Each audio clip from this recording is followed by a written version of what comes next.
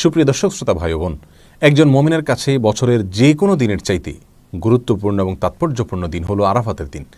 কারণ রাসূল আকরাম সাল্লাল্লাহু আলাইহি ওয়াসাল্লাম এই দিন প্রসঙ্গে বলেছেন, এই দিনে আল্লাহ সুবহানাহু ওয়া তাআলা যত বেশি সংখ্যক মানুষকে জাহান্নাম থেকে মুক্তি দিয়ে থাকেন, বছরের অন্য কোনো দিনে এত বেশি সংখ্যক মানুষকে আল্লাহ সুবহানাহু ওয়া তাআলা জাহান্নাম থেকে মুক্তি দান করেন না।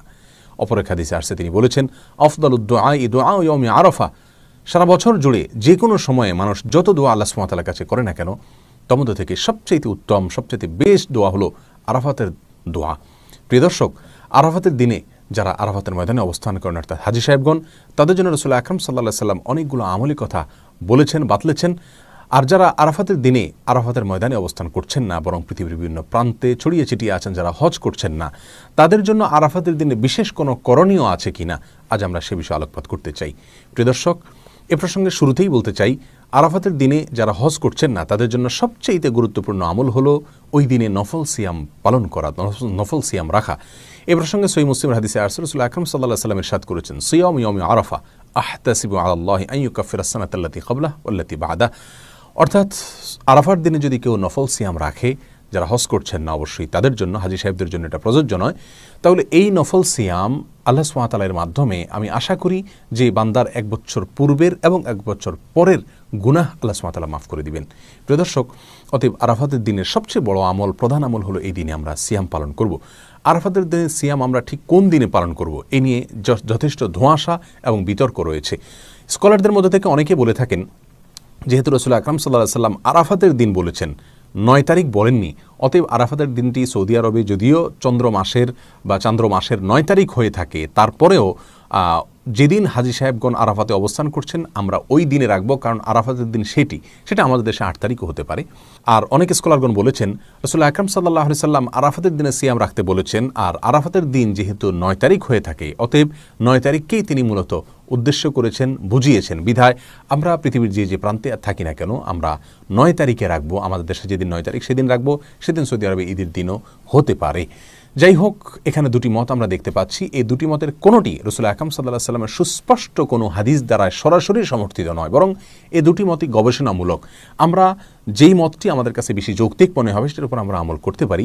আর যদি উভয় দিনে আমরা নফল সিয়াম রাখি, অর্থাৎ চন্দ্র মাসের 8 এবং 9 উভয় দিনে যদি আমরা সিয়াম রাখি, তাহলে সেটা সবচেয়ে উত্তম। কারণ কোনো কোনো বর্ণনা দ্বারায় জিলহজের প্রথম দশকের প্রথম 9 দিনই সিয়াম রাখার কথা, সিয়াম পালন করার কথা বোঝানো হয়েছে, নির্দেশ করা হয়েছে।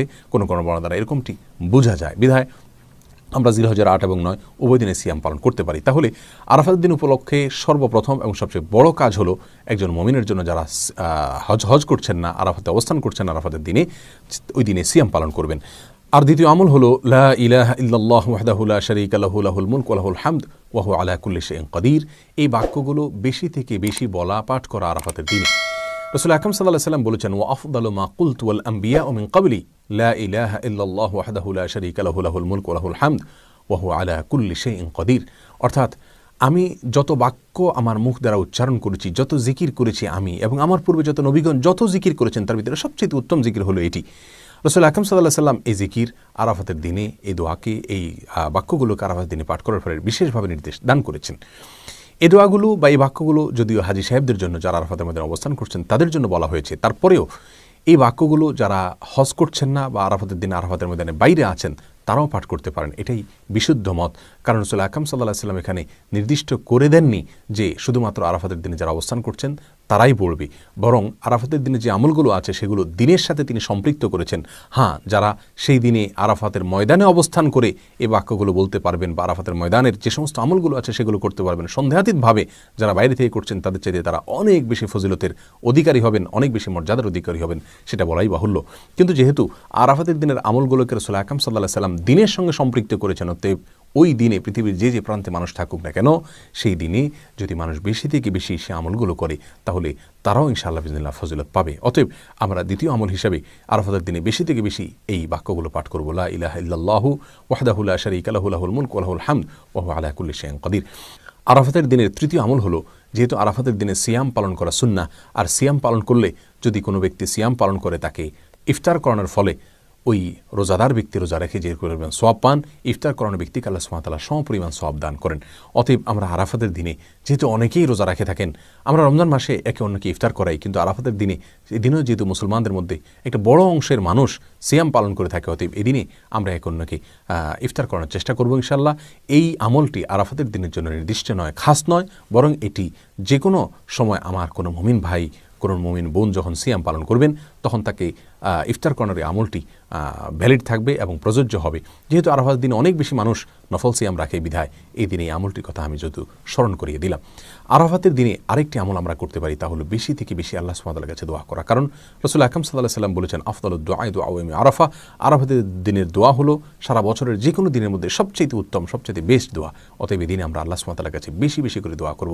আল্লাহ সুবহানাহু ওয়া তাআলা আমাদের সকলকে আরাফাতের দিনে নফল সিয়াম পালন করা এবং লা ইলাহা ইল্লাল্লাহু ওয়াহদাহু লা শারীকা লাহু লাহুল মুলকু ওয়া লাহুল হামদু ওয়া আলা কুল্লি শাইইন কাদির, এই বাক্যগুলো পাঠ করা এবং এই দিনে বেশি থেকে বেশি আল্লাহ সুবহানাহু ওয়া তাআলার কাছে দোয়া করা, আল্লাহ সুবহানাহু ওয়া তাআলার কাছে ক্ষমা চাওয়া। যেহেতু জাহান্নাম থেকে আল্লাহ সুবহানাহু ওয়া তাআলা মুক্তি অনেক মানুষকে দান করে থাকেন, যদিও এটা বেশিরভাগ ক্ষেত্রে এটা হাজী সাহেবদের জন্য, যারা আরাফাতের মধ্যে অবস্থান করছেন তাদের জন্য প্রযোজ্য। তারপর আমরা যারা বাইরে আছি তারাও আল্লাহ সুবহানাহু ওয়া তাআলার কাছে মুক্তি চাইতে পারি।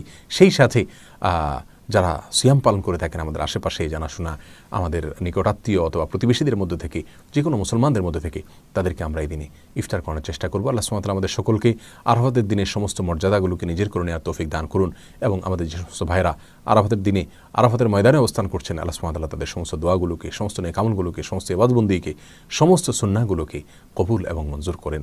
জাযাকুমুল্লাহু খাইরা। আসসালামু আলাইকুম ওয়া রাহমাতুল্লাহি।